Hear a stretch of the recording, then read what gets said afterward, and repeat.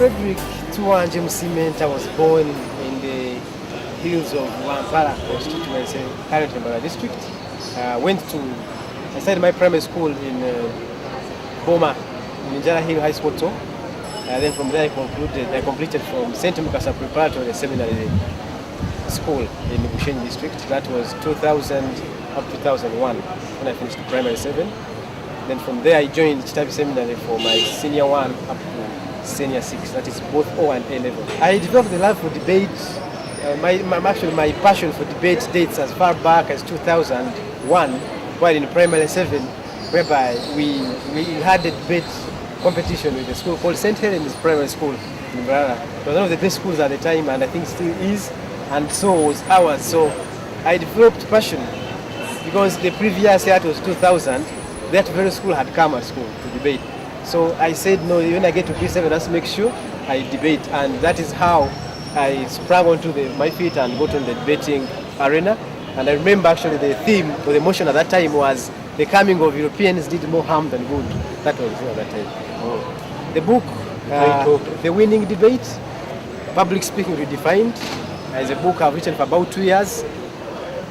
The passion for it, or the background to the writing of this book was given the current levels of performing at senior 4 and senior 6.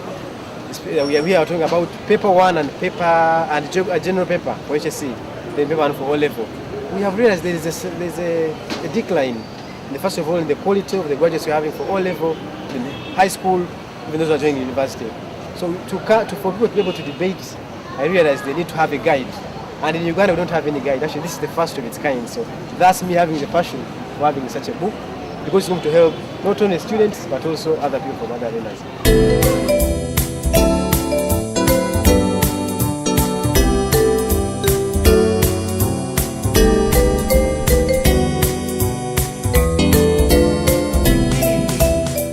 Them the potentials, the encouragement, the pep talks to encourage them to move on with their education without giving them the employment opportunities.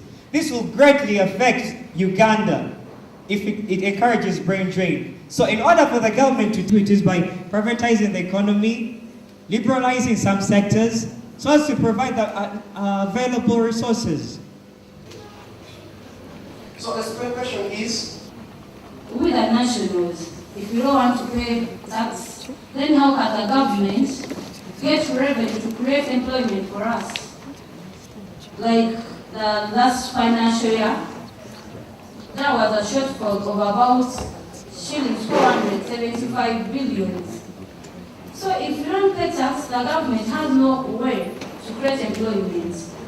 Are you aware that you have only stated points that avoid laziness in the youth? To try to speak a little about this. When you say that the government education and you have not followed up members, what does that mean? Is that not all about laziness?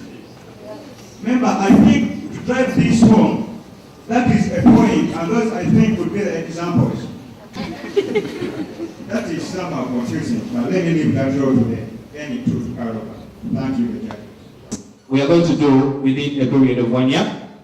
We are going to liaise with the Ministry of Gender, which is in charge of most of the youth, to ensure that we know the appropriate number of graduates that are produced every year and effectively plan for them. And after doing this, we have various benefits we are going to enjoy. For the benefits, they are always the same. They never change. But what makes it substantial is how they bring out the benefits. The way you bring them out have to be in line with your implementation plan. The implementation plan is where your benefits are considered there.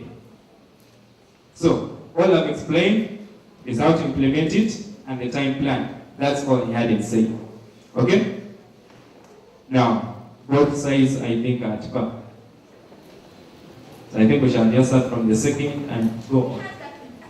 We have the veterans. The veterans can't manage forming their own careers since they have been spoon feeding them from their primary level up to the university level. So they have nowhere to press the skills which they have. Our next view was, it prevents dependency. Since we have been depending on others, when the government provides employment employment that graduates, it will reduce on dependency on outside world. There is drainage. Of this brain drainage, we make that since the government have been spoon feeding us from our national level up to here, we cannot manage. We have the government can't manage moving forward. Another one was it limits crime in our country. Here we made that remember they said that and I don't mind is the devil's workshop. Since the graduates and they have no job which the government has provided them, they will always tend to be idle. Since when they are idle, they have nowhere to press their skills. They will end up engaging in the crimes. Thank you. I imagine I'm cross-examining her. Did you say the government provides students loans? Yeah. When was it introduced? Last year. How many have gotten those loans? Few. Has the government provided the loans yet? You're sure? Good. What is dependency? What's dependency? What is dependency? Is it good or bad? So all countries that are dependent are bad. Are all countries that are dependent bad? Are they bad, yes or no? Do you believe every country in the world is dependent on the other, yes or no? Then why are you saying they are bad? So every country in the world is bad? Not every country in the world is bad. What's the best country to you? The best country to you is Uganda because you're Ugandan. And you're denying that countries that are dependent are bad. Is Uganda dependent or not? Why are we dependent? We can't manage depending on our own. So we can't depend on our own. And you believe we are funding most of our budget? So are we really depending on our own? But you said we are not. Have your seat. Your opponents use it to launch an attack against you. I could ask you a question and corner you into saying what I want because I want to beat you. Okay? You could be against dependency and I ask you, is it good or bad? From when you explained, of course, you're saying it's good. But I want you to say it's bad so that I can corner you. Okay? So that you are contradicting. I'll teach you much more about it. Okay? I'll have negative. Status quo is a high rate of unemployment, whereby 80% of the Ugandan population consists of the youth, but 70% are unemployed. Our houses are private sector. Implementation plan in 2 years' time. First and foremost, Mr. Chairman, sir, this is far from being serious and realistic. When I hear my friends saying that our government can create employment opportunities for Ugandans. First and foremost, you know that the number of graduates from the education sector, specifically, if I'm giving an example of the Makerere University, it had over 10,000 graduates. Jambu University had over 7,000 graduates. And MOOC had 1,000 graduates graduating. And the government employment capacity ranges from 11,000 to 16,000. And I believe the government can provide employment to all these Ugandans, since the majority of the Ugandans are employed in the private sector. So, Mr. Chairman, sir, I believe under the private sector, we can curb the unemployment crisis in Uganda. We are going to set up many factories. In this response, we shall use the Uganda Investment Authority. It has its location in Namave Industrial Area. When we are given such an opportunity, we can start up business opportunities so that people are employed. For example, we have the roofing growing mills, which employs more than 15,000 Ugandans. The government's biggest role should be providing a conducive environment for the private sector so that we can start up our businesses. Take a look at the areas such as Gulu. These are areas which are affected by war. If the government does maintain stability for the private sector, we shall start up our industries and we are sure that people will be employed and they will get each and everything they need. In other words, they will have a living to take home. With those points, allow me to Okay, cross-examination. Before that, the patrons of Jambago College, Kazenga SS, Mwere SS, Chandendo Secondary School, and St. Kizito High School, you needed at the reception. Rate of unemployment. Yes, I did. And at what rate did you state it? I said the high rate of unemployment is, this is a situation whereby No, the youth at what rate did you state your unemployment rate? it's at 60% in the youth. My dear judges, he clearly said it at 80%, now he's changing it. Did you talk about 10,000 graduates at Makerere? I said, Did you talk about 10,000 graduates at I said Makerere? 10,000 graduates here. Are you sure they're all employed or not? They're not all employed. Good, thank you. You talk about the UIA. Yes, UIA, yes I did. What is it in full? Uganda Investment Authority. What financial effort do you have to curb the unemployment problem? I do believe that under the private sector, if you are What given a financial charge, effort do you have to curb the unemployment problem? since we're a big authority, we have all the money. My dear judges, he's not disclosing all the information. You talk about the private sector as your house, Yes, I did. but you told the house that Uganda Investment Authority is your house. Now you're saying the private sector. I think Okay, we are just not take note of I that. said How long is the implementation plan? 2 years. You did disclose that to the house. I think you were in Some the other meeting. question. Thank you, Thanks, judges. The chance granted. And the audience. I'm here to assure you about what has been criticized and to show what is right to be done. I really appreciate the policy paper that has been presented by the negatives. However, it's good, but not better. I believe the best policy paper is the one that has been presented by the affirmative one. He mentioned about the education system. Members, as the government, we are setting up different organizations. We are hearing about the adult education. We are setting up different things, like the graduates think that after attaining a degree, it's done with education. You don't need to go ahead with learning anymore. So we, as the central government, we are going to make sure that these people are given further chances of education. At the end all, they will gain the practical bit of it that was not provided at the universities. Another thing I would like to inform you about, my affirmative one said about the reduction in the crime rates. Members, the reason as to why there are little employment opportunities is due to insecurity. So we as the central government, under the arm of the defense, we are going to work hard to ensure that we install good arms, we install good policemen, so that we can put around security and avoid such things like high crime rates that destabilizes economic activities. Judges, the two bodies, I'm here as the third affirmative to drive this motion or resolution home. I must say I'm totally disappointed in what the negatives have brought forth today. One, they are not even very much sure of the digits they have about the unemployment rate. First, he tells us it's 80%. During our cross-examination, he tells us it's 60%. Very confused, very unprepared, and I wonder why they are even here.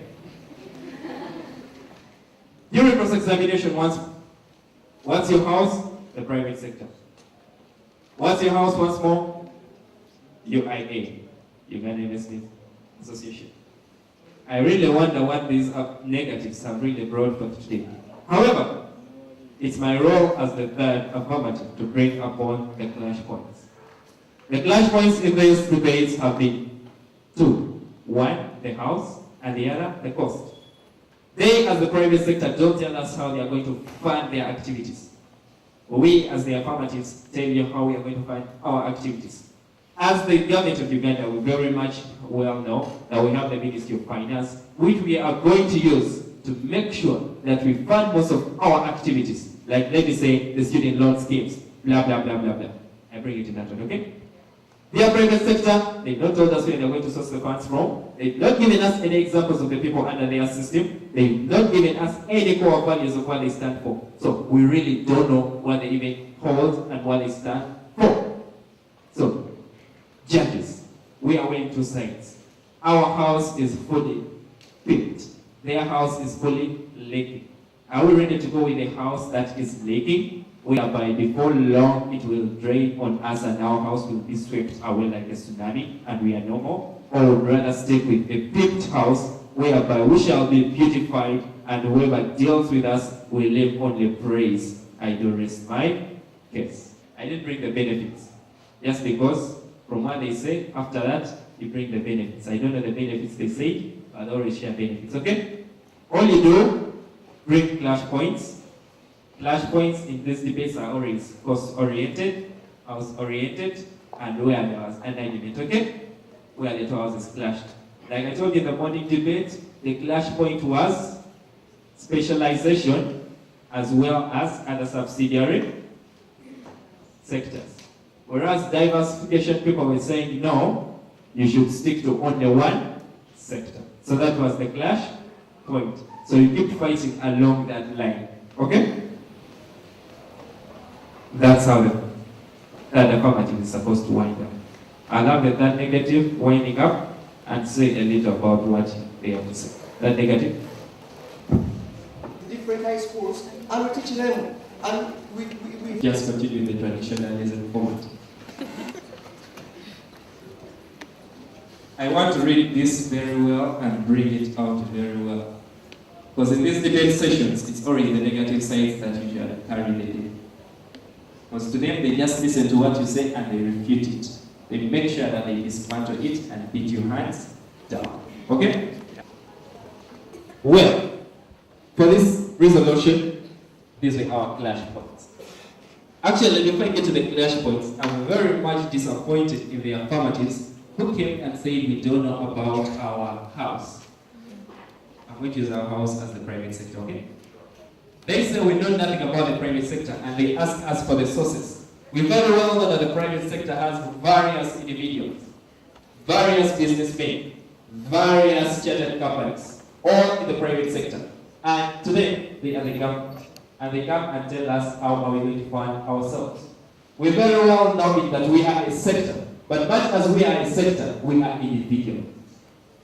So, statistics show that the government of Uganda has for long failed. Uganda's number for 2010 stood at 13.4 million. The government employs 500,000, which means majority of the workers are in the private sector. These are statistical evidence. So, if you are to tell me that you're going to the government of Uganda, which has already failed, we are not laying off most of the Ugandans like they are doing. We have seen what happened at the NSSF recently. Most of the management staff was laid off. Not only that, most of the government policies have to do with retrenchment, meaning they are cutting off most of their workers. But we as a private sector, because we want to develop much fund, we are instead calling for more workers. So how is the government of Uganda really improving the employment rate? And yet in actual sense, they are just retrenching the workers. They are just throwing away the workers. They are not helping in any way. And I strongly and categorically say, we as the private sector have every vote of confidence in relation to this matter. When we do this, already we have the benefits. I don't have to explain a lot. When I employ much more of the Ugandans, I'm improving their lifestyle. When I employ much more of the Ugandans, I'm improving their way of living. When I employ much more of the Ugandans, I'm improving the national cohesion of my country.